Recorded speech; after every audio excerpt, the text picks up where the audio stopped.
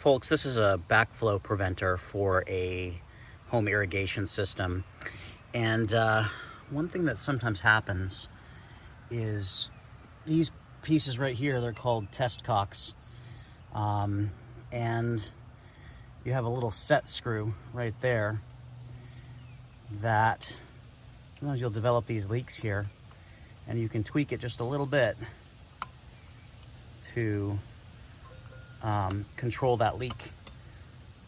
There's a ball valve in there that turns as you adjust it, right?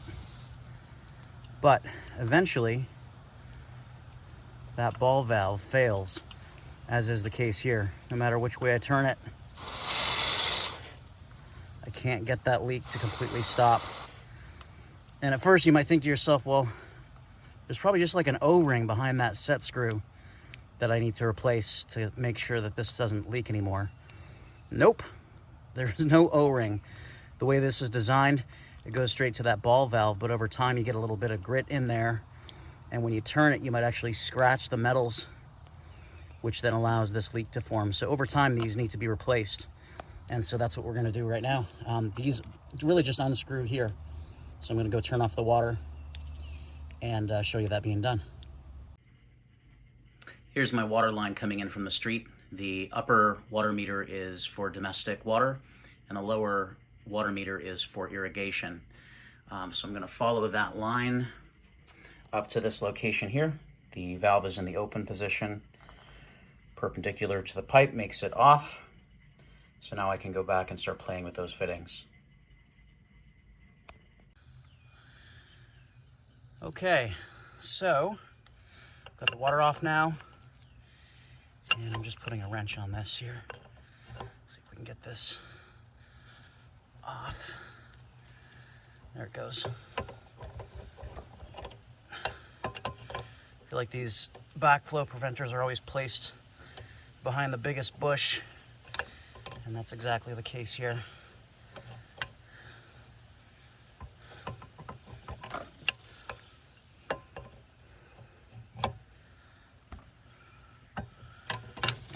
Let's see if I can do this with my hands now. Yeah, there we go.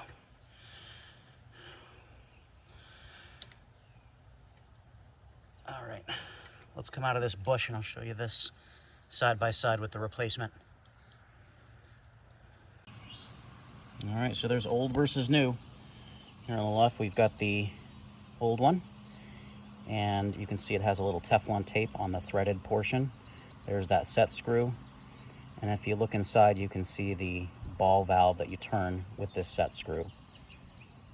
And again, no way to really get in there and repair it. You're just gonna replace this piece. You're gonna notice that this actually says 1/4 inch here on the left side, which denotes that the male end is a 1/4 inch connection. So when we get a replacement, we just make sure that we're buying the same thing, right? And this came with some Teflon tape already sort of pre-wrapped around these threads, so you make a good connection once you screw it back in. So I'm gonna do that right now and come back to you showing you that it's all set.